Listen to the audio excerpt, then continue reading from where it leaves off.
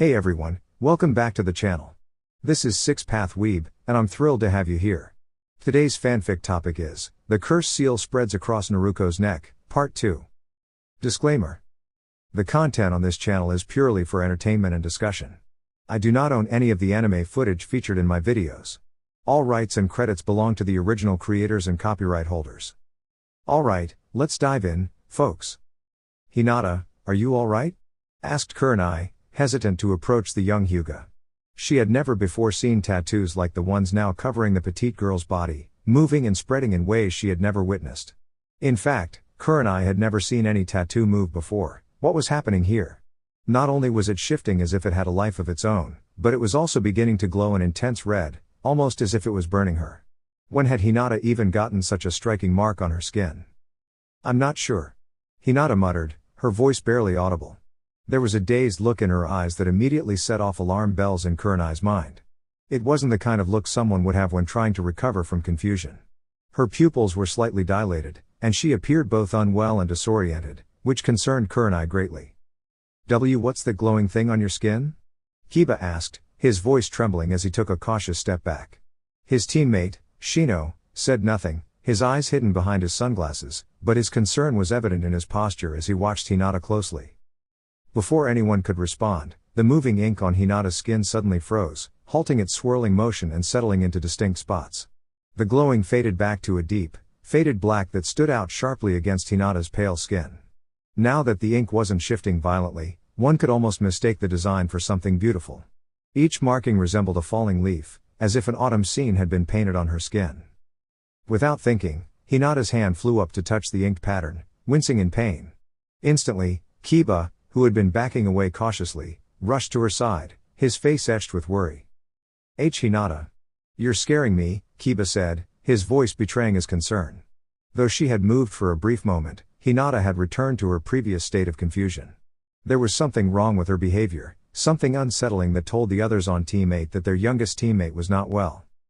This theory was confirmed when Hinata's pupils rolled back, and she collapsed into Kiba's trembling arms. Dash. And begin. Kakashi called, signaling for two of his students to start the day's training. With a swift motion, they jumped forward, intent on finding their target.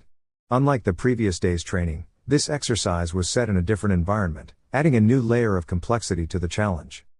How are we supposed to find Sakura all over Konoha? She could be anywhere, complained Naruko as she and Sasuke stood on top of a building near the center of town.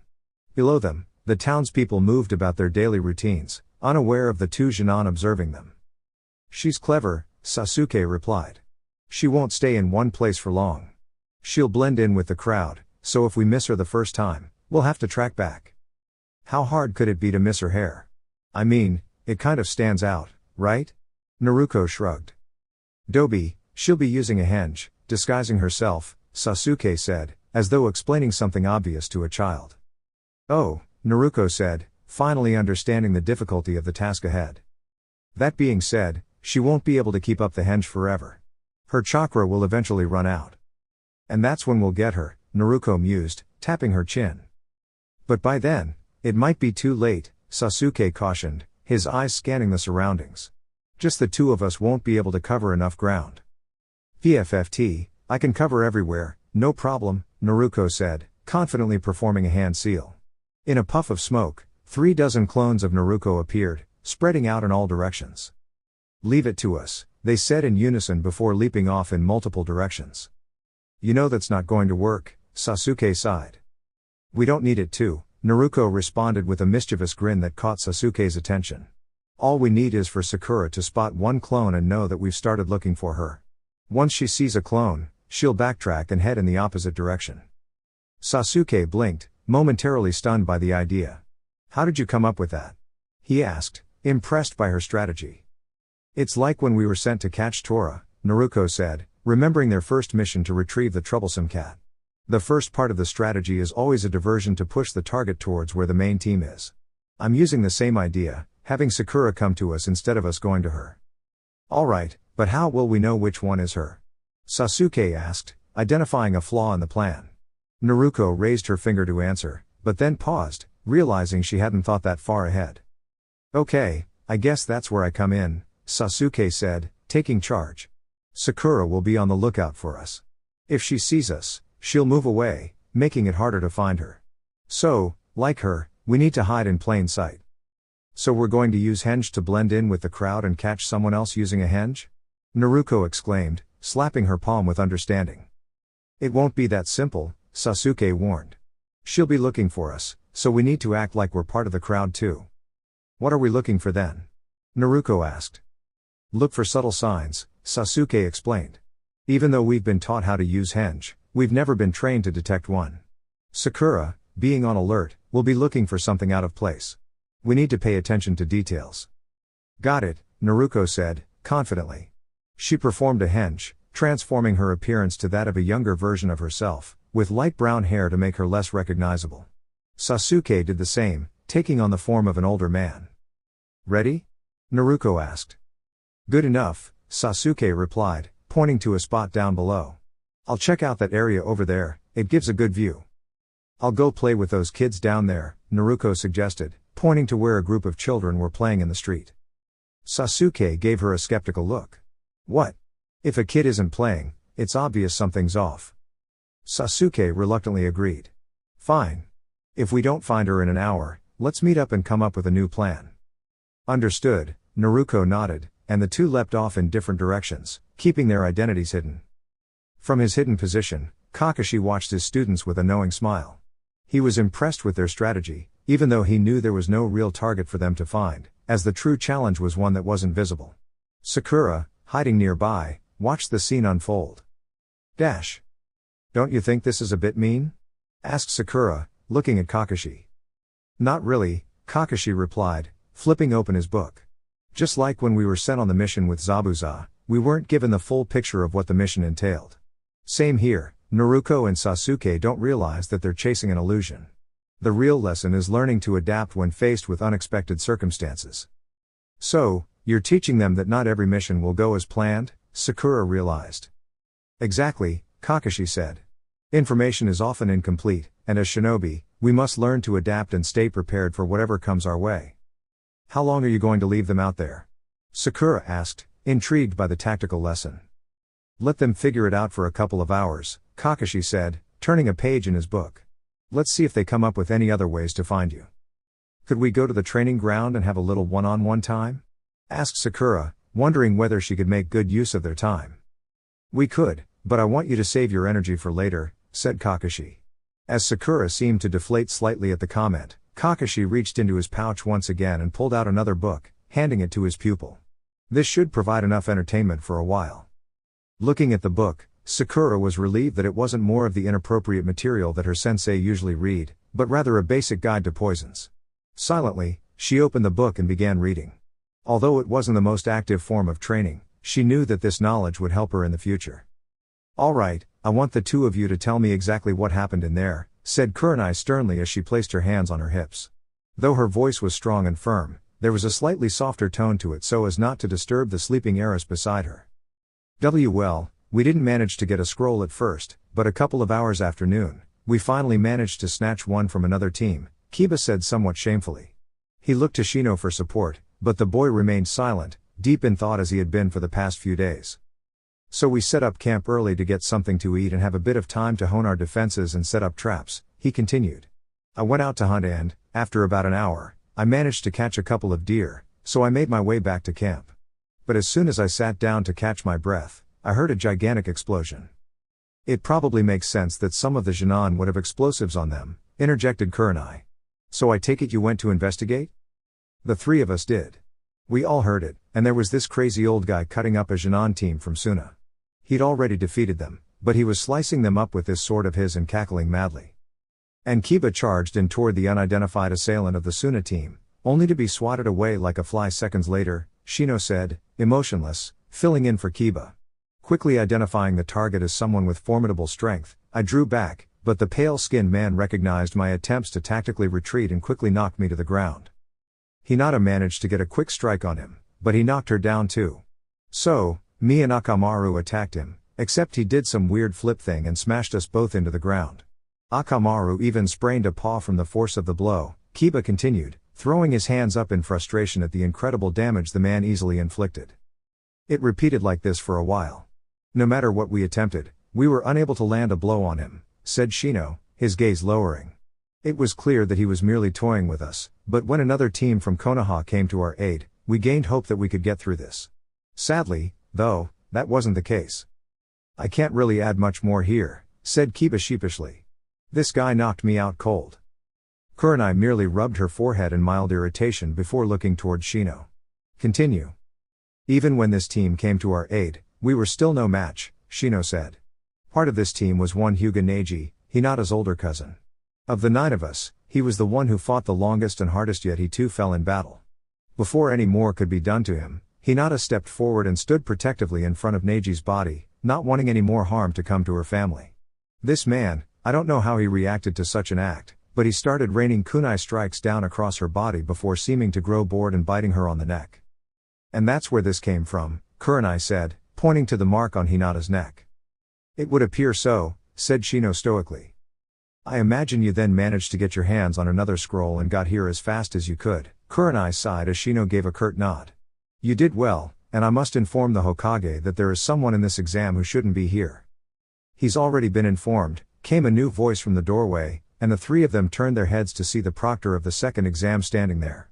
I guess I should congratulate you all on surviving against Orochimaru, but I don't think it'd lighten the mood. You mean that my students fought against one of the Sannin? Exclaimed Kurenai. I wouldn't call it a fight, rather that they survived an onslaught and came through with their lives intact, said Anko, kneeling beside Hinata. So then, do you know what that guy did to Hinata? Asked Kiba, realizing that the proctor seemed to know more about the situation. Rather than answering immediately, Anko pulled down her jacket slightly to reveal an identical mark on her neck. A long time ago, he did the same thing to me, she explained. The odds of her surviving this long were 1 in 10, so she's incredibly lucky. That being said, we need to do something to suppress that seal. A seal on top of a seal? Suggested Kurenai, not too shocked by the revelation, having already pieced things together when Anko had mentioned their assailant had been Orochimaru. Can someone please explain to me what's going on? Asked Kiba. The seal on her neck will affect her mind, Anko explained. Even with the suppressant seal that surrounds mine, there will still be some influence over her behavior and demeanor. I take it there's a catch, stated Shino, knowing that if such a seal existed, it must have a deeper consequence. The seal uses your own willpower as its central source, Anko continued. If your will begins to fade, it will strike at you, slowly becoming stronger while you get intoxicated by the power and only seek more and more. So every time she uses it, we have to be there to help her? Declared Kiba with a grin, tossing his hands behind his head. That's easy. Firstly, I would suggest she never attempt to use the seal, even if it were a matter of life and death, Anko said. Secondly, it won't be that simple, as it is directly linked to her chakra. Even using that clan ability of hers gives the chance that the seal will break free. Also, she's a timid girl, and I fear that the potential to tap into more strength may be her only option. We won't let that happen, shouted Kiba. You may not get a choice, said Anko solemnly, upset that she had been unable to prevent such a curse from befalling the young girl. She then turned to Kurenai. Help me take her to where the Hokage is. He'll put the seal on her. And trust me, it'll be better if we do it while she's still unconscious. Why do you need to do it while she's out cold? Asked Kiba, worried about what Anko intended to do to his teammate. You don't want to know, said Anko, as Kurenai cradled Hinata in her arms and the 2 older shinobi left Kiba and Shino alone in the room with only the sleeping Akamaru for company. Shino, said Kiba, his teeth gritting. We're going to get stronger to be able to protect Hinata. Agreed, that seems the most logical path to take, said Shino. We've still got 3 days until this part of the exam is over. So effectively, we have 2 days of solid training before a rest day to prepare for the next event, concluded Shino. Then what are we waiting for? Questioned Kiba as he leapt to his feet, only to regret it a few moments later as his wounds began to ache once more. I believe resting for the remainder of the day would be most beneficial, said Shino, getting to his feet much more slowly than Kiba. We will begin training tomorrow. Yeah, that works too, said Kiba as he picked up the sleeping Akamaru. In silence, the 2 walked down the corridors toward their bedrooms, determined to get as much rest as they could before pushing themselves hard in the days to come. Even though it was only early afternoon, there was no point in pushing harder if it meant negative consequences. That one has to be her, Naruko exclaimed in a harsh whisper as the teenage girl next to her simply shook her head. Naruko had long since given up the guise of the little boy, having cycled through multiple forms, and was currently in the form of a middle-aged man. Sasuke had also changed, and when he assumed a female form, Naruko couldn't hold back a giggle. Sasuke looked like a mix between his Oiroku no Jutsu and Sakura, but with Sasuke's hair color. No. There's no way that could be her, Sasuke stated. You can tell by the way they play with their hair. Damn it, which one is it then? We've been looking for ages. Naruko complained. You sure your clones scared her off into this direction? Sasuke sighed, looking around for the girl in question. Well, she's not going to follow them, is she? Naruko said sarcastically. As the two of them continued, people in the street couldn't help but be a little concerned to see a teenage girl and an old man yelling at one another. It didn't look like they were related, so many people had their own theories, some of which involved the man being taken into custody. From their hiding position above, Sakura and Kakashi didn't pay much attention to the antics of Naruko and Sasuke, instead quietly reading their books. Kiba rocked his sleeping companion slowly in his arms, admiring the shiny coat he had begun to develop. While his body was covered in bruises and cuts, he had long since gone to sleep, but Kiba didn't expect to get much rest that night. He was too worried to sleep, keeping awake to fret over all the possibilities that he and his friends might face next.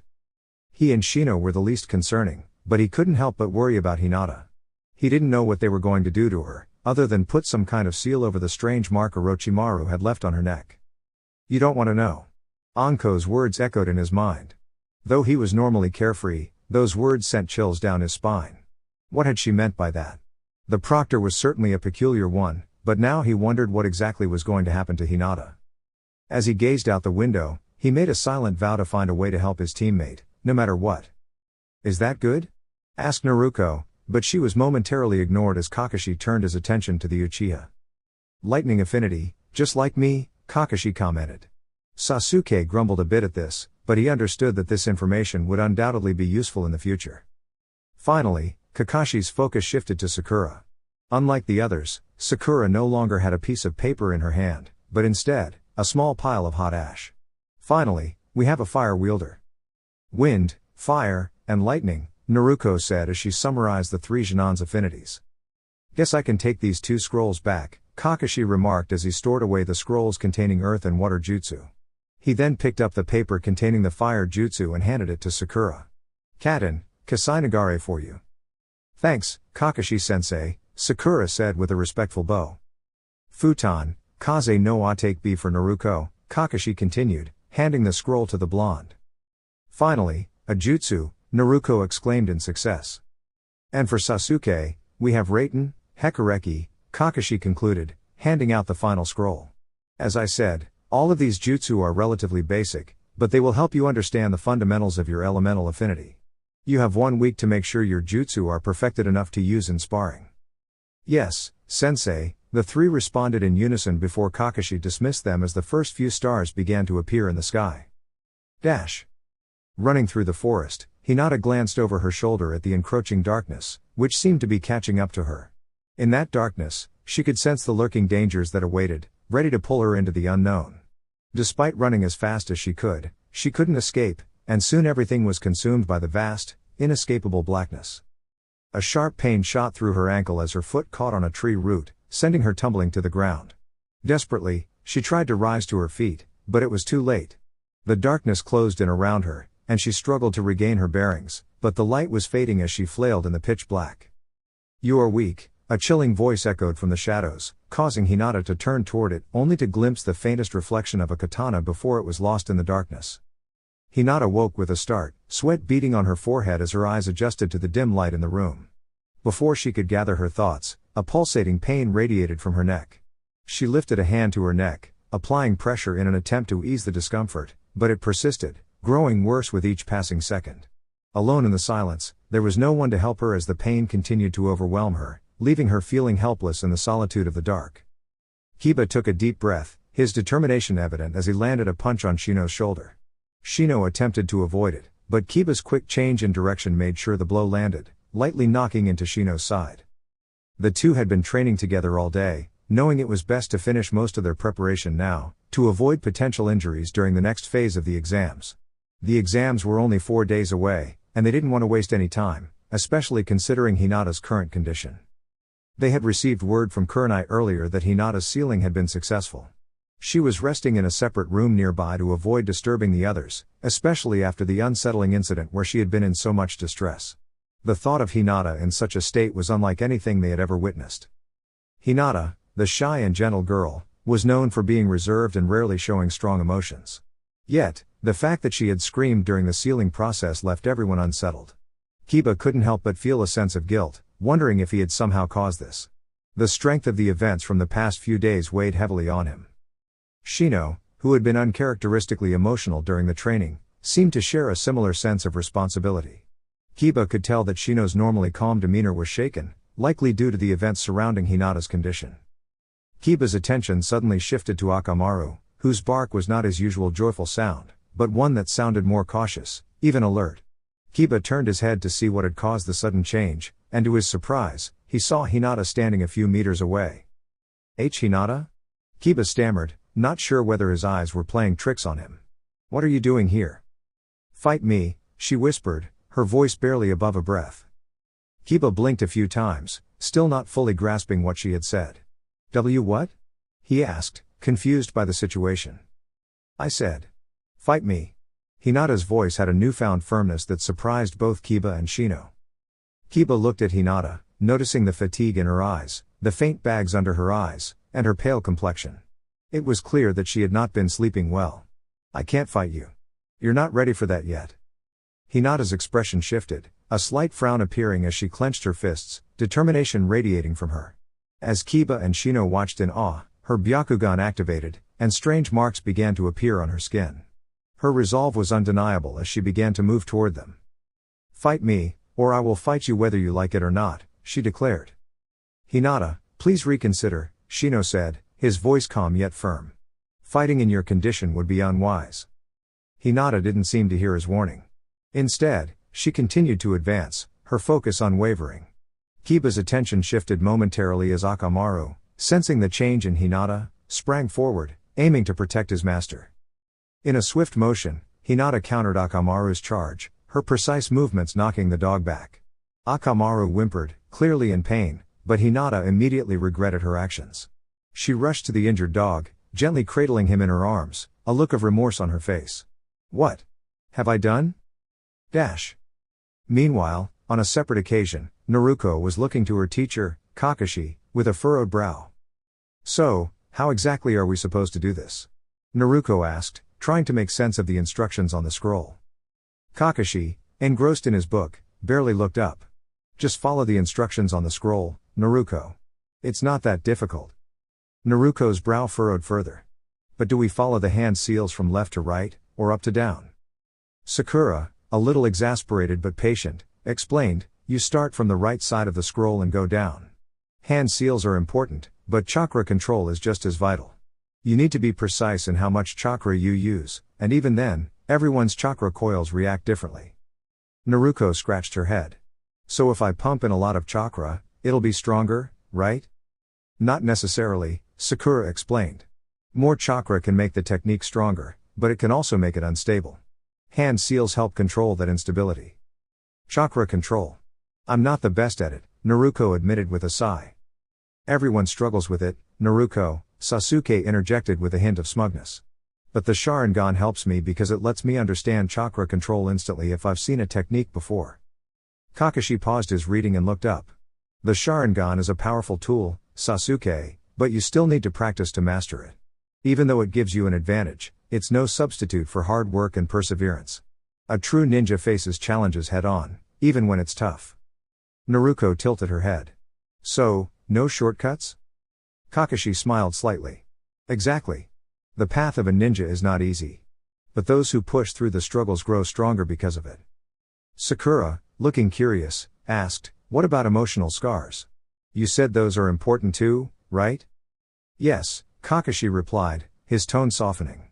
Emotional scars are just as real as physical ones, even though you can't see them. But true strength comes from overcoming them. Sometimes, the most painful experiences are the ones that teach us the most. Naruko looked thoughtful. That sounds like something I need to work on. Don't worry about it, Kakashi reassured her. You're already on the right path. Yeah, Naruko exclaimed, throwing a fist in the air. Let's keep going, we've got a lot to learn.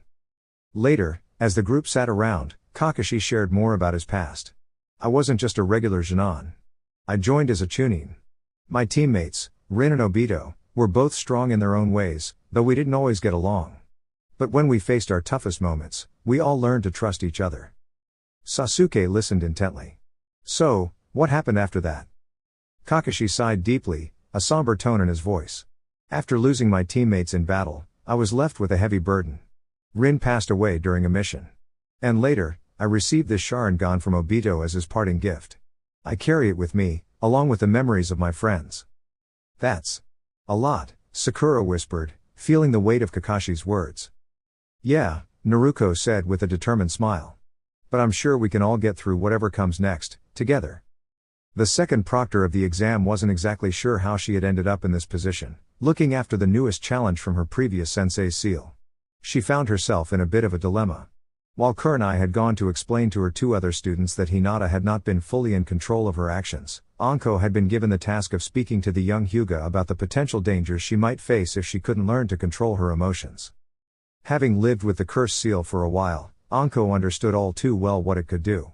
She knew it was a dreadful thing, a mark that could corrupt a person in more ways than one. Though that description wasn't entirely untrue, it wasn't as terrifying if one could manage it. In fact, Anko had never quite managed it herself. To wield the power of such a dangerous mark was not only risky, it meant you had no respect for your own strength. The ability to train, to grow stronger on your own. She hadn't chosen to tap into the seal's power for years, and frankly, she never planned to. The seal had a way of twisting you, making the idea of death seem far less frightening. Anko believed that if it ever came down to choosing between letting the seal take over or death, she would choose death. It wasn't a dishonorable choice, after all, they were ninjas. But it was a dangerous path. The seal changed you, both inside and out, and she didn't want to become the monster it could turn you into. Now, the challenge was to explain all of this to the young girl sitting before her, whose shock was evident in her wide eyes. Kid, you know staring at your legs all day won't solve anything, Anko said, trying to break the silence. If she had hoped for a response, she didn't get one, as Hinata continued to avoid her gaze. Anko sighed and closed the gap between them, kneeling beside the young girl and placing a comforting hand on her shoulder. Look, what happened today was a mistake. And like all mistakes, you learn from it and move forward. But what if it happens again? Hinata asked softly. The seal the Hokage put on you is meant to stop you from unintentionally using the mark Orochimaru left on you, Anko explained. There's no way to shut it off completely. Sometimes it will try to take over, and it can be addictive, like a drug. The more you give into it, the harder it will be to fight back. But no matter what, don't ever choose to use that power willingly. Hinata nodded meekly, barely more than a whisper. If it starts acting up, the only one who can make it stop is you, Anko continued. I was told that last night, it started taking effect on you. You didn't know how to control it, and that's why you wanted to spar with your teammates. That's just the beginning. If you can't stop it from taking hold, it will only get worse. But remember, you're the one who has the power to control it. No one else can help you. It's your willpower that keeps that curse in check. I understand, Hinata murmured, still avoiding eye contact. Good, Anko said as she stood up. Now, I've got to go handle some things, but, she was cut off when she noticed something wasn't quite right with the young girl. Kid, if something's bothering you, now's the time to let it out. It's nothing, Hinata mumbled, looking down as though she was trying to brush away the conversation. Look, Anko said, her tone softening, I know you didn't ask for this. I didn't ask for Orochimaru to mark me either. But you've got to stay strong. You survived something that had a 9 out of 10 chance of killing you. That's something to be proud of. But this is only half the battle. People will avoid you because of the seal, but you can't let that get to you. You can't let Orochimaru win. Anko rubbed her temples. She hadn't signed up to be the one giving motivational speeches, especially to a girl who looked so timid. Okay, Hinata nodded, though her voice was faint. You know, the two of us are in a unique situation. No one else in Konoha has been through what we've gone through, and even though it's not easy, it's my responsibility to make sure you're okay. So, are you going to tell me what's wrong, or do I need to find another way to get it out of you? It's just, I'm not sure how my family is going to react to this. Meanwhile, Sakura's eyes widened as she looked at Kakashi. Minato Namikaze? The Minato Namikaze? Kakashi didn't even look up from his book. Last I checked, there's only one. But who knows, with all the people in Konoha. You can't be serious, Naruto exclaimed, his eyes wide with surprise. Sasuke was also paying attention now, intrigued. What? You think I got this strong just from reading books? Kakashi asked playfully. Something like that, Sasuke replied, raising an eyebrow. I figured you had to come from a strong family. If you had the Yondaime as your teacher, that would explain a lot. I was born into a strong family, Kakashi said casually. My father was probably just below the level of the Sannin when he was alive. Your father? Naruto's curiosity was piqued. Even Sakura was now paying more attention, realizing what Kakashi was implying. I might as well write an autobiography at this point, Kakashi sighed. Sakumo Hatake. He was the White Fang of Konoha. Sakura interrupted, recalling the lessons they had about the famous ninjas of Konoha. So, does that mean you're strong because you had an amazing teacher and a strong family background? Not necessarily, Kakashi replied. People who come from strong families work hard to live up to their ancestors. But whether you come from a prestigious family or not, the difference between success and failure is just how much you're willing to work for it. Yeah, well, I don't even know my parents, but I'm going to be the best Hokage Konoha's ever had, Naruto declared, throwing up a fist enthusiastically. You have to remember, though, Kakashi said, even I'm not the strongest ninja out there. The Yondaime was incredible, but even he had his weaknesses as a teacher. You're not the best teacher either, Sasuke said bluntly. I know, Kakashi admitted, but we're all alive, aren't we? Yeah, Naruto waved him off. Tell us more about the Yondaime. Was he really as handsome as they say? Sakura asked eagerly, her hands clasped together. He was certainly popular with the ladies, but he wasn't really a ladies' man, Kakashi chuckled. Whatever, Naruto said, impatiently. Did he teach you any of his awesome jutsu? Plenty, Kakashi answered, his tone relaxed. And you're not going to teach us any of them? Sasuke asked, clearly disappointed. Nope, Kakashi said, clearly amused. Not fair, Kakashi-sensei. Naruto whined. How are we supposed to be a great team if you don't teach us the best jutsu? Maybe if you actually learn the elemental jutsu I gave you, your complaints would be more valid, Kakashi teased. Fine, I'll learn them, Naruto grumbled. The Yondaime had been his hero for as long as he could remember, and now he had a chance to learn more about him. He had to start somewhere. So, was the fourth nice? He was incredibly kind, Kakashi said thoughtfully. Up until he became Hokage, he didn't live in a house. Even though he had the money, he donated a lot of his earnings to charity. Charity? Sakura asked. What kind? Mostly for orphans and children without families, Kakashi replied. He knew what it was like to be alone. Where did he live, then? Naruto asked, his curiosity growing. Kakashi chuckled. Well, Naruto, you live in an apartment too. Naruto blushed slightly, realizing that he shared a living situation with the hero of the village. Before he could respond, an Anbu agent dropped down from the trees. It's nice to see your students have sharp reflexes, the Anbu complimented. However, I'm here to deliver a summons. The Hokage requires Team 7's immediate presence for a mission. With a swirl of leaves, the Anbu disappeared, leaving Naruto staring at Sasuke, who was looking almost amused. Your objective is to retrieve a certain white-haired man. Sarutobi took a puff of his pipe. It's likely that he'll either be hanging around brothels or casinos. Sounds like someone who doesn't care much about his reputation, commented Sakura, her voice tinged with distaste. It doesn't matter, reassured Sarutobi. His last whereabouts were a village to the southwest of Konoha, about halfway from here to the southern border. The exact details are in your mission scroll, but as I'm sure Kakashi will inform you, don't expect him to stay in one place for long. And why are we going all that way to find some older man? Naruko asked. The last older man we met on a mission was a drunk, and he was being targeted by a person with a huge sword.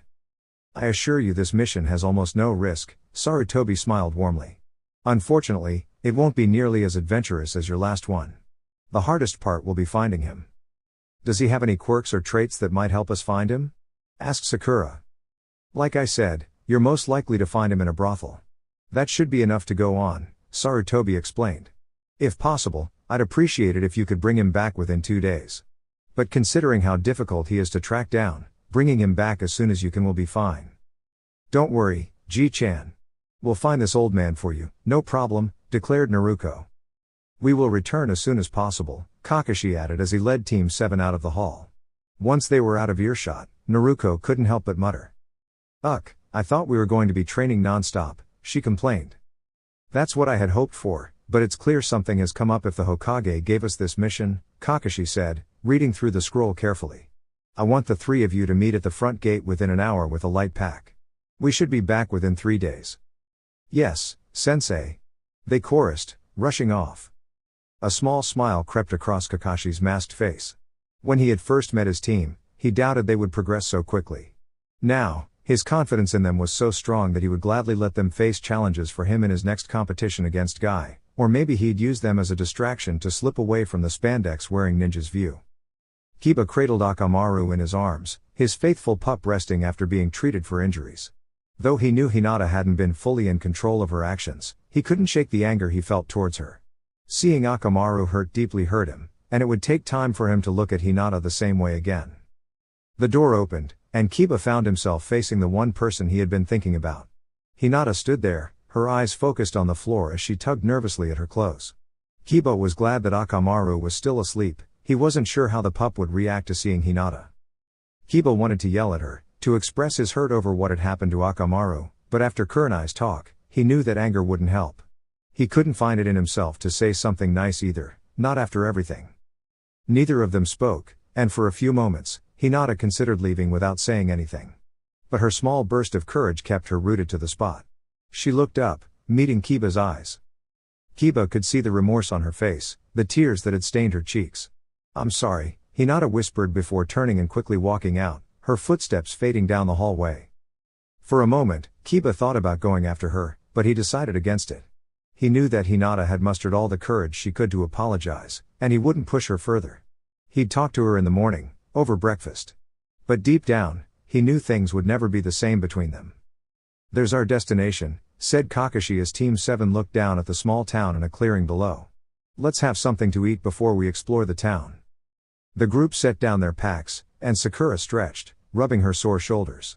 She pulled out a small mortar and pestle from her bag and set them on the ground. What are you doing? Naruko asked as she noticed the equipment. I picked up some things along the way, Sakura replied, taking out a few wildflowers she had gathered during the walk. I want to extract the fluid from the stems. It's easier to slice them open and use a syringe, but I didn't bring that with me. Yet you brought those tools, muttered Sasuke under his breath as he dug through his own pack for rations. If I don't do this now, the roots will dry up, and the liquid won't be as useful, Sakura said as she carefully crushed the stems. So, what does it do? Naruko asked, watching closely. With a small amount, it won't do much more than cause a mild headache, but if I used more, it could cause hallucinations, Sakura explained. As long as it's not diluted. Want me to find you more? Naruko offered. You don't have to do that, Sakura replied, pausing her work. I'm still learning the process. I'm not ready to make a proper poison just yet. Well, what better time to learn? Naruko said, performing a hand sign, and 10 clones appeared in a puff of smoke. You know the drill, guys, find flowers that look just like these. Got it, boss. They chorused before splitting off in different directions. Sometimes it feels like your jutsu is just too convenient, Sakura grumbled. I could teach it to you if you wanted, Naruko offered. And you'd probably overdo it and end up in trouble, Kakashi said with a chuckle. There's a reason the shadow clone jutsu is considered a forbidden technique. Are you trying to get me into trouble, Naruko? Sakura shouted. So why can I use the technique? Naruko asked, puzzled. She recalled the scroll she had borrowed but hadn't really focused on the instructions, just perfecting the technique. The jutsu splits your chakra evenly among the clones, Kakashi explained. If you use one clone, you have your chakra, 2 clones split it into thirds, and so on. If someone like Sakura used the jutsu right now, she wouldn't have enough chakra to handle it and could suffer chakra exhaustion or worse. Sasuke thought about this, noting that he had a higher chakra capacity than Sakura and might be able to use the technique more easily. But his thoughts lingered on Naruko, who had created 20 clones effortlessly during their battle with Haku. How much chakra did she have? How much chakra would you recommend someone have before attempting the jutsu? Sasuke asked. 1 clone is fine, 2 is pushing it, and 3 is the maximum, Kakashi explained. Even then, you'd risk injuring yourself. Sasuke smirked and quickly made the hand signs, shouting, Kage Bunshin no Jutsu. A puff of smoke revealed a clone of Sasuke standing beside him. Team, when did you copy that? Naruko shouted, annoyed that Sasuke had stolen her technique. Do you think I wouldn't have seen it with my Sharingan? Sasuke's clone replied with a grin. It wasn't as draining as I thought, but I understand the risks now, Sasuke said. You're getting bolder, Sasuke, Kakashi muttered. Hey Kakashi-sensei, when do you think I could learn to make a shadow clone? Sakura asked, setting aside her work. Keeps working on your chakra control, and try walking on water for about 2 hours, Kakashi replied. 2 hours of water walking, understood, Sakura said, already thinking of how she could multitask by researching other methods. Just then, 3 of Naruko's clones returned with flowers in hand. We got these for you, Sakura-chan, they said in unison. Thanks, Sakura said as she added the flowers to the mortar. How are there 2 of them? The clones said, noticing Sasuke's own clone. Before anyone could respond, Naruko dispelled her jutsu, and the clones vanished. Soon, the last of Naruko's clones returned with flowers. Sakura finished preparing the extract, and Kakashi decided it was time to move on. Alright, you 3, Kakashi said, looking at his students. I want you to attempt this mission yourselves. Really? Naruko exclaimed, excited. Are you sure about that, sensei? Sakura asked, a bit uncertain. I have confidence in all 3 of you, consider this as another opportunity for growth, Kakashi remarked. Your task is to locate the target, last seen in this town. According to the Hokage, he is most likely to be frequenting locations like bars or other social establishments. But Kakashi-sensei, we're not old enough to enter those kinds of places, Sakura pointed out, identifying a possible obstacle in Kakashi's plan. We can use a henge technique, Naruko interjected, recalling the disguises she and Sasuke had used the previous day. Alternatively, we could try to draw him to us, Kakashi suggested. He's known to refer to himself as a self-proclaimed super pervert, so think about creating a disguise that will catch his attention. So, you mean we need to look appealing so that he'll approach us? Sasuke asked, raising an eyebrow. It won't be that simple, but I'm confident the 3 of you can figure something out, Kakashi said, smiling behind his mask as he glanced toward the horizon. Alright, you have about 15 minutes of daylight left to reach the town before nightfall. Your target is a man with white hair that reaches his waist and red lines beneath his eyes. You need to return here by midnight, with or without him. Does this person have a name? Sakura inquired. Yes, Kakashi replied. He goes by the name Jiraiya. If you manage to find him, don't be surprised if he's not willing to cooperate. You may need to use your creativity to bring him back. Understood? Yes, sensei, they all replied in unison before they disappeared, heading towards the town. Kakashi, standing alone with their belongings, silently wished his team good luck. Reaching into his pack, he pulled out his treasured first edition of Icha Paradise, hoping that by the end of the mission, he might have it signed by its author. That's about all I know of the situation, said Kurenai, biting her lip nervously. I see, Sarutobi replied, drumming his fingers on his wooden desk. I suppose the most appropriate course of action would be to pull her out of the exam. What? Shock overcame Kurenai's face as she heard the elder man speak. Yes, Orochimaru is very dangerous, said Sarutobi as he reached forward to light his pipe. Inhaling a sharp puff of smoke, he continued, I would much rather have Hinata safe and in the hospital than risk her out there. With all due respect, Hokage-sama, responded Kurenai, frowning, I'm going to have to disagree with you. Team 8 has already successfully completed the second stage of the exam, so why pull them out now? Because the third stage is, in some ways, more dangerous than the second, answered Sarutobi with a sigh.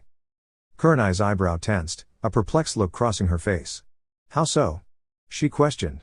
What could be more dangerous than throwing a bunch of Genin into a forest that most Jounin were wary of?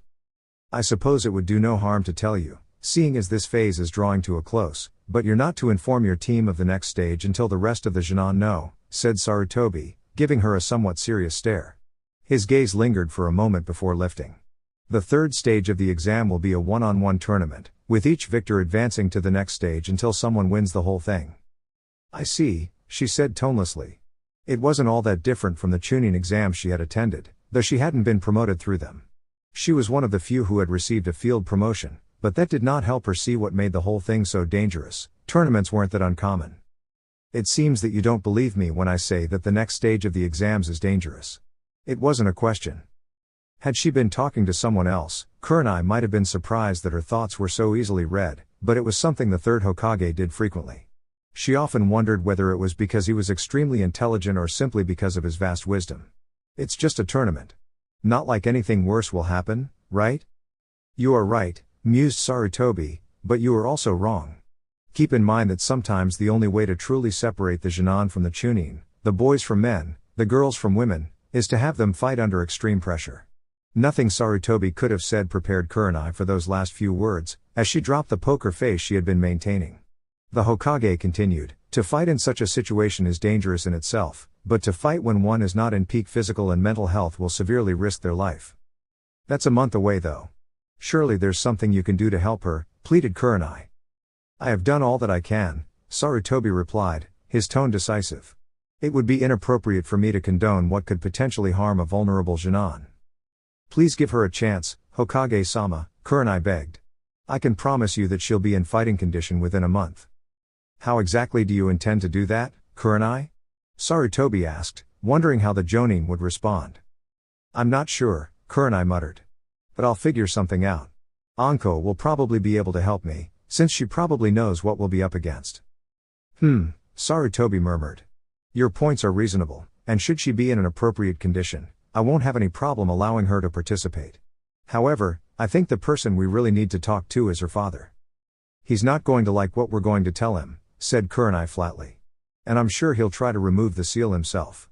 The Hyuga are known for their sealing practices. Which is why I have attempted to contact my old student, Jiraiya. Sarutobi exhaled a breath of smoke. He is a well-respected seal master. After he's retrieved by the team I have sent, I have no doubt that he will be able to prevent the Hyuga from doing anything improper. Improper? Kurenai questioned, unable to understand what the Hokage was hinting at. Politics aren't always black and white, Sarutobi answered, moving on. I also believe he'll be able to explain Hinata's situation to Hiashi. So what do we do for now? Kurenai asked. Do we tell anyone? Do we say anything to the rest of my squad? No, Sarutobi said. We must keep this quiet. I believe that if we were to announce what happened today, we might fall victim to another one of Orochimaru's schemes. However, I recommend talking to Hinata's teammates so they better understand what she's going through. All right. Thank you, Hokage-sama, Kurenai said as she left his office, heading out to find Anko. There's no way I'm teaching that depressed girl. Protested Anko, twisting her head to the side as she crossed her arms. Anko, come on, sighed Kurenai, leaning back against a wall. How else are we going to get her ready for the Chunin exams? There's no we in this, Anko answered, still refusing to look at Kurenai. She's too quiet and withdrawn. I never would have imagined that she'd start getting attached to the shy type. Now's not the time for jokes, Kurenai scowled. If we don't help her, everything around her could fall apart. How's she going to understand what's happened to her without you?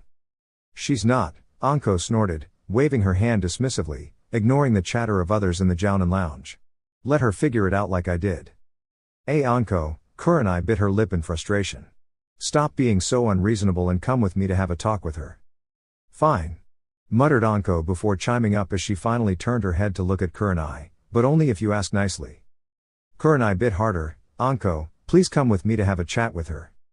See, that wasn't so hard, Anko playfully said before adopting a more serious tone.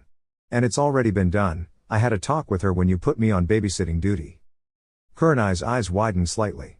Thank you. If you really want to thank me, you'd treat me to some dengo later, Anko grinned, knowing Kurenai couldn't deny her request this time.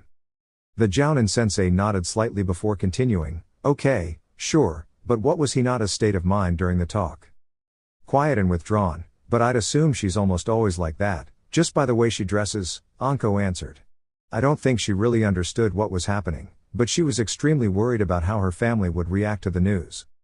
I had a chat with the Hokage about that, Kurenai said.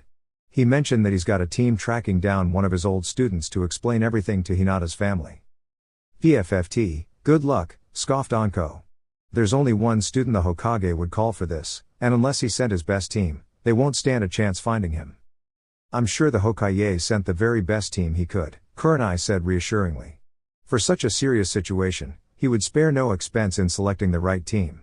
There's even a chance they've already found him and are on their way back. Dash.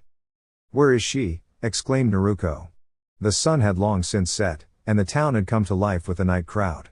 Despite their efforts, they had very little success finding the one person they were searching for. I think it's pretty clear that she's not out here on the street, said Sasuke, fed up with his teammates' complaints. We need to think of something else. Well, it's not like we can go into every club and ask if a white-haired person has been there, said Naruko in a huff. If she's already in one place, there's a good chance that she's not going to be moving out of it, said Sakura. But if we went from club to club, she might catch wind of what we're doing. Chances are some of these places are connected in some way. What do you mean? Asked Naruko. Well, imagine that one customer's causing trouble. They'd probably have a way of informing other places to keep that person out, explained Sakura. And with our headbands, it's easy for us to be identified, added Sasuke. Doesn't matter, though, if we keep switching disguises.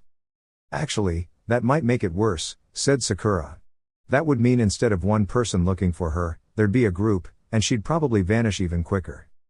So we need some way to draw her out into the open, said Naruko, thinking hard. Several ideas started to brew, but none seemed feasible with the limited supplies they had. Do we at least know how many clubs there are? Asked Sasuke. At least 30, said Sakura, having asked around for helpful information. That's not counting adult places, though, as nobody really knew much about those. Either that, or they wouldn't tell someone too young to go into them, said Naruko, knowing how it felt to have information kept from her. So the situation remains the same, said Sasuke. We need some way to get her out in the open without her realizing we want to meet her. I got it, Naruko exclaimed, slamming a fist into her palm. What? Asked her two teammates eagerly. Well, Kakashi said she's not just a pervert, but a super pervert, said Naruko. What if that means she has a super sensitive sense? I have no idea what you're talking about, said Sakura. What I mean is that she may be able to sense other perverted people, like it's a special ability, explained Naruko. That's ridiculous, exclaimed Sakura, tempted to knock Naruko on the head. It is possible, said Sasuke. Considering how many special abilities there are, some might seem unnecessary or redundant.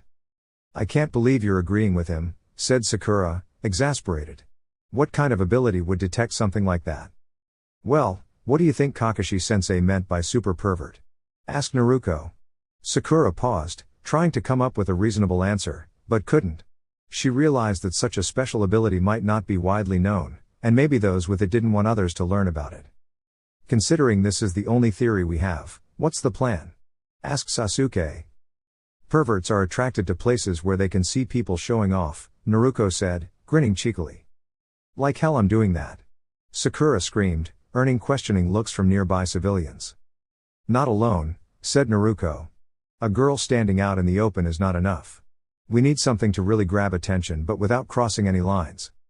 So you're suggesting one of us should disguise as a woman and kiss Sakura? Sasuke stated, reading between the lines. Sakura immediately jumped in, let's do it, Sasuke. Clenching her fist. You'll need to use a disguise too, Sakura, Naruko said. If Sasuke turns into an 18-year-old woman kissing a 13-year-old, that's going to be wrong on so many levels. You're not suggesting that you should be the one kissing her? Sasuke asked. If this wasn't a mission, definitely, said Naruko, looking toward her school crush. But I don't think I could stay in character after that. Sakura, Naruko began, placing her hand on the pink-haired girl's shoulder. Thank you. Why, you're welcome? Naruko replied, unsure why Sakura seemed so appreciative. Let's get this done quickly, said Naruko, eager to finish so they could continue their search. She moved towards a nearby alley to perform the transformation jutsu where she wouldn't be seen, and Sakura did the same in a different alley. Though she knew it was part of the mission, Sakura couldn't help but feel excited. Naruko would be using a different appearance, so they would still be in this together in some way. When she was sure she was out of sight, Sakura quickly used the transformation jutsu, becoming an older version of herself. She added a subtle change to her hair color and style, similar to Ino's, so that their target wouldn't recognize her easily. Sakura stepped back onto the street, but Naruko was nowhere to be seen. She must have gone to a higher vantage point to keep an eye on their target.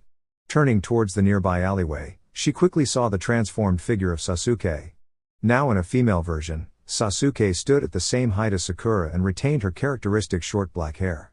As they met in the middle of the busy street, they paused for a moment in silence. "Let's get this done," Sasuke said, her voice now softer and filled with reluctance.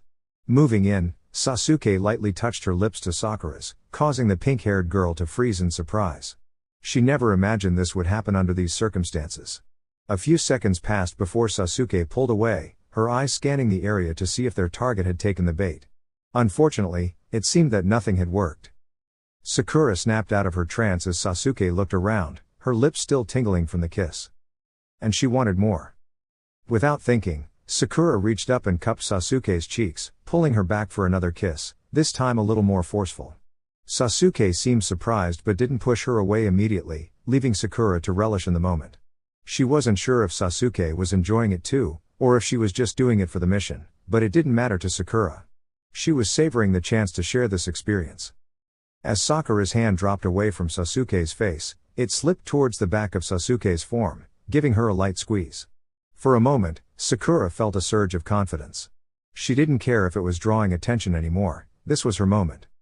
However, that feeling quickly shifted when she noticed someone standing far too close for comfort.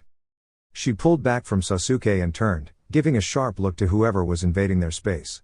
To her surprise, it was a white-haired man who perfectly matched the description they'd been given for their target.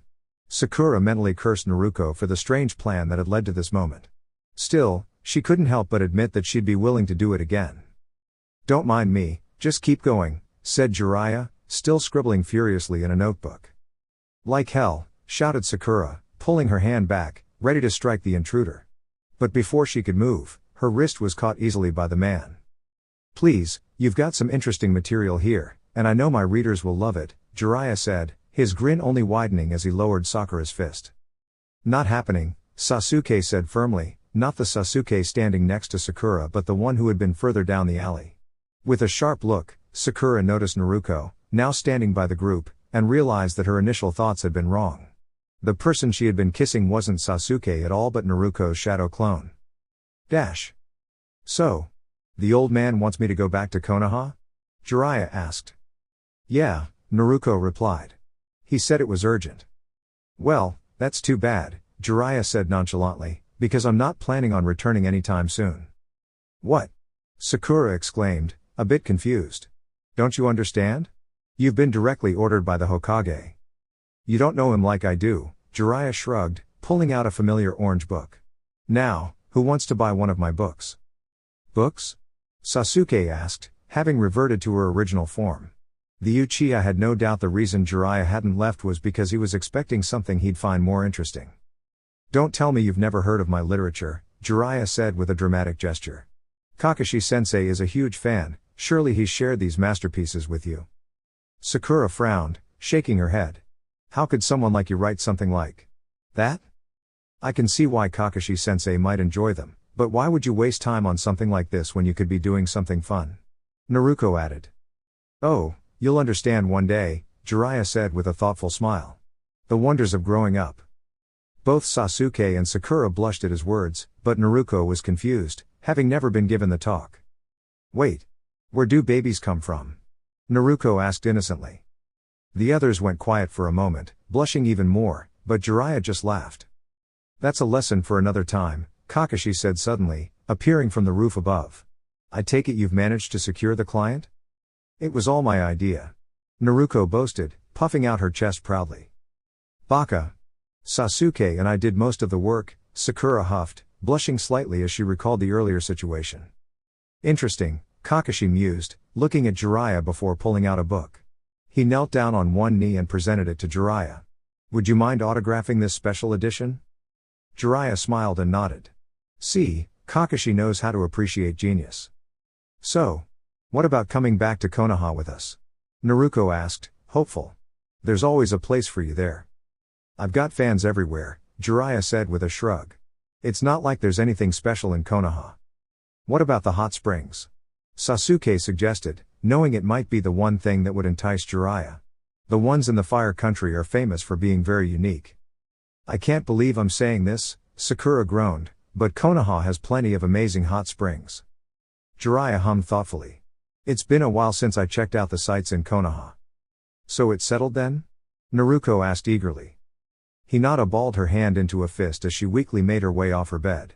As she stumbled onto the floor, she was glad to find a steady hand by her side, supporting her as she stood up straight. "Take it easy, Hinata," chided Kurenai. "It's alright if you miss this. You look as though you've not slept the entire night." She hadn't. She'd been crying to herself into the wee hours of the morning, during which she had eventually managed to shut her eyes for a while. Despite that, she wouldn't call the almost comatose state she had gone into sleep, especially since she was extremely exhausted after it. "No. I want to go," she stuttered softly as she leaned on Kurenai a little. "I need to know what happened." "What happened?" asked Kurenai, unsure of what the still recovering girl was talking about. "If that strange man got any other Jinan," she explained, her voice emotionless. If not for the fact that she was having trouble forming coherent thoughts, Hinata would have taken a moment to reflect on the irony of the situation. Her voice was above and beyond the cool and collected charisma her father often demanded she exude. "He didn't," replied Kurenai, realizing that waking her student wasn't the best idea. She clearly could have done with more rest. "I still want to go," the Hyuga said weakly as she took her first step forward. "I need to see Neji too." "Neji?" Kurenai asked almost questioningly before recalling that the boy was another contestant, Hinata's cousin, interestingly enough. "He's fine." However, Kurenai soon realized that she was talking to nothing, the young heiress having waddled forward a few steps towards the door. Grabbing the frame of it, Hinata offered a slightly chilling smile, which Kurenai immediately realized was unlike her.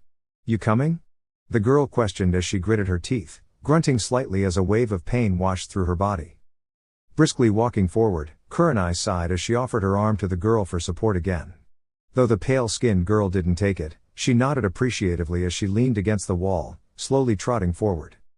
"Hinata," said Kurenai to no avail as the girl ignored her. "Hinata, you're going the wrong way." The girl slowly spun around, a slightly flustered look upon her face as she leaned on Kurenai's side for support once more while the two made their way towards the lobby where all the contestants were gathering. Moments later, as she stepped into the room, she was greeted by a familiar smile. "Ah, Hinata, it's good to see you on your feet again," exclaimed Lee. Thank you," she said softly as she looked around the room. There were people that she remembered from the first exam, and thankfully all of the other rookie Jinan from Konoha, save for Team 7, among the few other random teams she couldn't quite recognize. Her lazy irises cycled through the various familiar faces, a sense of dread growing in her stomach as she failed to spot Neji. Though she didn't expect her cousin to even really respond when he saw her, Neji had been emotionless like that for as long as she could remember. A part of her couldn't help but feel as though she owed him something. Something for at least trying to protect her. The fact that he had failed in doing so was enough to make Hinata realize that he hadn't cared about what fate demanded during that moment in time. Neji would never admit it, but he had been hoping to save her, Hinata had no doubt about that, and he had pushed himself to new parameters in his attempt. "Kurenai-sensei," muttered Hinata, her vocal cords nowhere near as clear as her mind. "I can't see Neji." Kurenai took a glance around the room herself, having a significant advantage in height. "I can't seem to see him anywhere either, but I would." "You happen to be looking for my ever-youthful rival, would you?" questioned Lee, a blinding smile upon his face. Hinata merely stared on in confusion, unable to decipher the words of Guy's student. However, a gentle squeeze of her hand from Kurenai prompted her to nod with a jolt. "Why yes, have you seen him?" "He's talking to Guy-sensei." Lee gestured towards a corner where Hinata could just barely recognize the tall and green form of Guy, several other ninja in the way. With a mutter of thanks, she met Kurenai's sparkling red eyes with a mutual nod before bravely letting go of her teacher's hand and making her way to where she had spotted Guy. Though it was still certainly there, the sense of dread in her stomach, it was slowly starting to diminish. "Hey, Hinata!" Yet another voice yelled out, causing the Hyuga to snap her head up to its source with curiosity. "I was thinking that maybe one of the monsters in the forest had eaten you up." "Only a blonde like you would think of something that silly," muttered Shikamaru as he earned a glare from Ino. "And no," laughed Hinata awkwardly. "I was just out for a bit." "Out?" asked Choji with curiosity. "Did one of the other teams manage to get to you?" "Hey, I knew these exams were no place for little girls," boasted Ino as she noticed the perturbed look on Hinata's face. "I mean Sakura got kicked out in the first stage." "That was unfortunate," chipped in Choji as he too saw the disgruntled look on the Hyuga's face. "But hey, I'm sure that they're doing fine now." "It's too troublesome to worry about any of that," sighed Shikamaru as he ran a hand through his hair. "Besides, we're only rookies, it's a miracle that we all got through that entrance door anyway." Why yeah, said Hinata, more preoccupied with finding Neji's figure. You okay? Questioned Ino as she noticed that Hinata looked a shade or two paler than normal, something that should have been hard to pick up on, given the girl's almost creamy skin tone. You don't look so hot. Just tired. From what? Queried Ino. I saw Kiba all relaxed when we came here, and we were like one of the first groups to make it. Hinata stiffened a little at the mention of her teammate. The altercation the two had recently was still as clear in her mind as the initial pain she'd had from the seal now on her neck. Thankfully, Shikamaru's lazy self stepped in to save her the pain of having to reveal something that she still hadn't come to terms with. Meh, who cares? Stop being so bothersome, Ino, said the Nara. Now let's go find Asuma-sensei and hope we can get out of here quicker. Sheesh, who put bees in your underpants, Shika? Asked Ino sarcastically as she followed the tactical prodigy away. See ya, Hinata. Waved Choji as he pulled out a packet of chips from seemingly nowhere and followed his teammates, leaving a rather confused Hyuga in his wake. Attempting to shake the strange confrontation off, Hinata continued to proceed further towards where Lee had said Neji was, her heart skipping a beat when she failed to find Guy's barely visible form. As she navigated her way through the slightly crowded room, she couldn't help but stare in amazement as she realized that there were a mere fraction of the Jinan that had been present in the prelude to the first exam with her in the room. Despite that, there were just enough people Jinan, Jounin sensei, random assistants, and the like to make getting to the corner that she was headed for a pain. Managing to reach it at last, her lips fell apart slightly in shock as she saw the heavily bandaged form of Neji casually talking to Guy. Despite the weakness that her own body had been feeling, the feeling of dread which began to skyrocket when she laid eyes on her cousin, and the several obstacles still in her way, she promptly skipped over to them. She cursed absent-mindedly as she realized that she did not have any of her medicinal cream on her. It was a shame. It looked as though he hadn't changed those bandages in the last few days. Amidst all her worry, Hinata had no time to pay attention to her two other teammates, who merely looked on in surprise as she buzzed past them. It sounded mean, but she didn't care. She just wanted to thank Neji for being there. After all the verbal slander that she had received from the branch member for being too soft and the like, it felt so unreal to know that he had stood between a great ninja with ill intentions and her. Hinata? Guy's eyes widened as he turned away from his student. Kurenai said that you'd be out for a little longer. I woke up, said Hinata sheepishly as she turned her attention back to the bandaged boy in front of her. Neji. The elder Hyuga slowly turned around. The mark of what could only be a sharp kunai cut visible on his left hand had been bandaged, and by the dried blood visible on the inside of it, Hinata could tell that he had just taken it off. However, her eyes were soon drawn towards the rest of his body as he dropped down onto one knee and bowed slightly. I apologize for failing, Hinata-sama. Hinata bit her lip, unsure of how to respond. What little hope she had that the boy had changed his view towards her was washed away by the gritty tone of his voice. It was clear that he resented every word that he was saying. Sputtering slightly, she gripped her wrists hard to make sure that it didn't turn into a sob. Don't be like that, Neji, said Guy encouragingly. I have no doubt that you did your best. Only as much as fate would allow me to, he answered with some bitterness, but there was a slight, proud undertone to his voice. It seems the tables of fate have flipped once more. Now, the one that escaped being sealed at the mere age of 5 has been branded with a much worse seal. Please don't mention that to anyone, said Hinata, as one of her hands quickly lifted up to cover the seal in question, in case the jacket she was wearing wasn't enough. I shall not speak of it voluntarily, said Neji with a nod as he stood up. However, I cannot promise that I will not add my own input should the topic arise. You shouldn't be so ashamed of it, advised Guy. Don't waste your youth living in fear. Instead embrace the fact that you are the person that you are and always will be that person. Fate has made it so. Hinata couldn't quite tell if Neji was agreeing with Guy, but she did realize that he didn't seem to agree with what he was saying.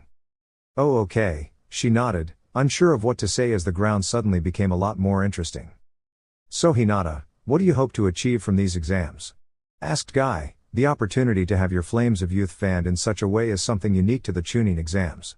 It leaves those who still drink from the fountain of youth with a choice, to either have their flames extinguished and wait until they are rekindled, or to roar with an even greater ferocity. I see you're stuck between these nutcases again, laughed Tenten as she approached the trio. Youthful flames of fate, huh?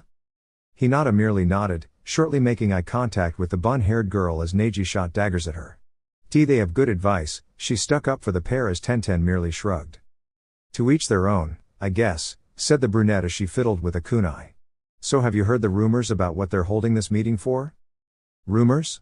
Questioned Hinata, having not heard anything of the sort as she had spent the last few days in isolation.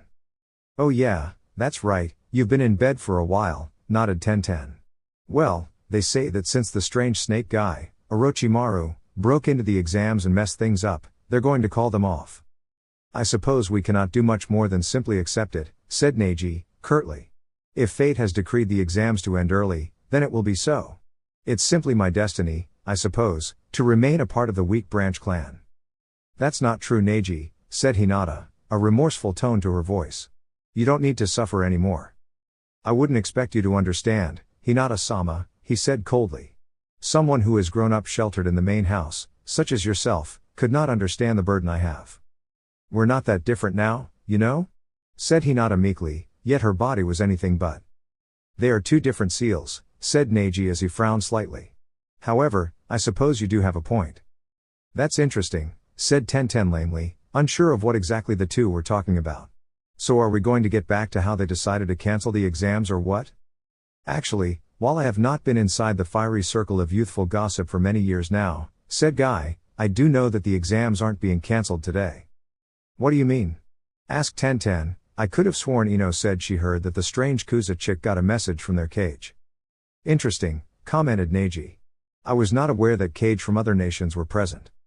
I think they said a few were coming, recollected Hinata, looking up at Guy as the eccentric man spoke. Well, why don't you find out for yourself? Asked the green-clad Jounin, raising a finger to the center where a person who was clearly an official began gathering a crowd. Should we head over there?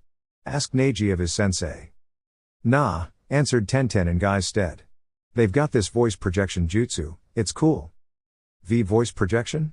Repeated Hinata, perplexed as she shook her head. The weakness she had woken up with had faded for the most part, and while she could put together coherent sentences once more, she was still far from feeling great. Watch. Now, I'm sure many of you are wondering why you have been gathered here, said the proctor in the middle of the room, someone Hinata had not yet met. It is so that the second stage of the Chunin exams can be officially concluded. We are aware that the exam ended a few days earlier than contestants were originally told, but understand that this is because it finished in record time. Our record time? Asked Hinata, looking questioningly at the three people standing with her. All the scrolls that were handed out at the start of the exam made their way back, explained Guy quickly. So basically a fancy way of saying there were barely any competitors, said Tenten. It's to be expected, stated Neji wisely. Many people dropped out during the first exam. As such, you shall all get extra rest between this stage and the next. For those worrying about those still in the exam grounds for the second stage, they will be released in the next few days if they are well. However, as all scrolls are in the proctor's possession, this means all those who are not present here have failed.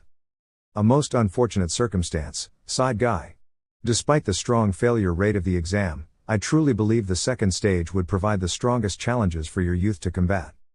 For the third stage, contestants will participate in a one-on-one tournament. More details will be explained in the next few days. Understand that the victor will not necessarily be one of the ones promoted to Chunin rank. The third stage will take place approximately a month from now to give you time to train for your first opponent. Though no one immediately around her spoke, Hinata could still hear almost everyone in the room burst into chatter. Naturally, in order for you to do that properly, you must know your opponents. Listen carefully, because I'm not going to repeat this. The man unrolled a scroll and read from it. We have Shino Aburame vs Kiba Inuzuka, Ino Yamanaka vs Hinata Hyuga, Gaara of the Sand vs Neji Hyuga, Tamari of the Sand vs Shikamaru Nara, Kankuro of the Sand vs Kintsuchi, Rock Lee vs Tenten of the Leaf, and Dosu Kinuta vs Zaku Abumi, while Choji Akimichi gets a rest. Kakashi couldn't quite believe the skill his students had in convincing the member of the Sannin to join them on their return journey back to Konoha. More likely than not, he would guess that it just came down to the ridiculous amount of luck they seemed to have. That was also the excuse he still had for how both Sasuke and Naruko had managed to free him from Zabuza's water prison back during the mission to Wave.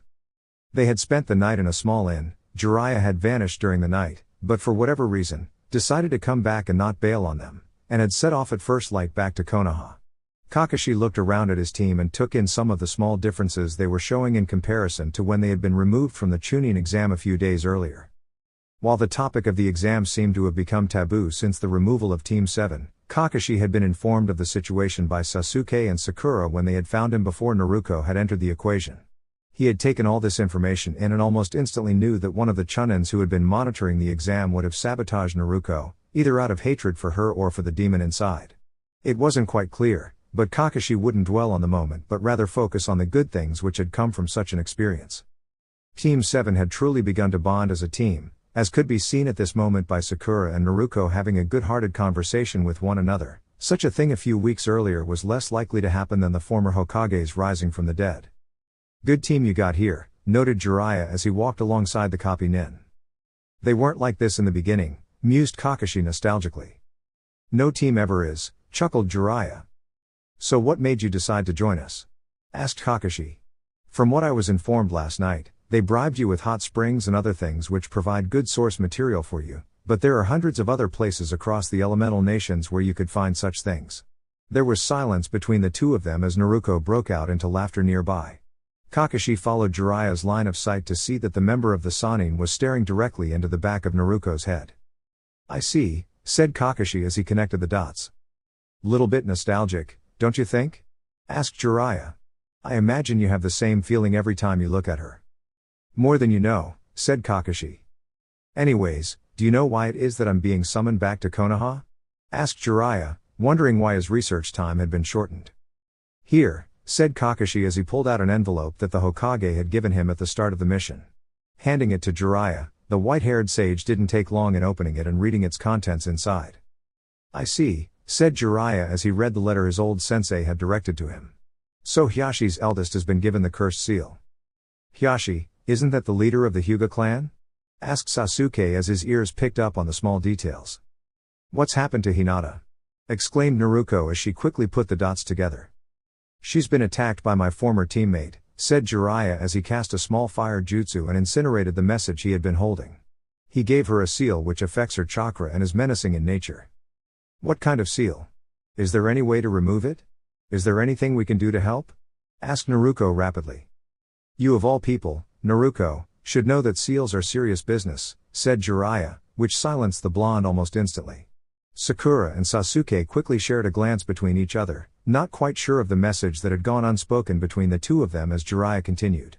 "I probably have the best knowledge of seals going around, and I'm going to do my best to ensure Hinata isn't subjected to the negative effects this seal has." "That's good to hear," said Naruko, relieved. "Let's hurry. We need to get back to Konoha as quickly as possible." Without another word, she started sprinting down the dirt road.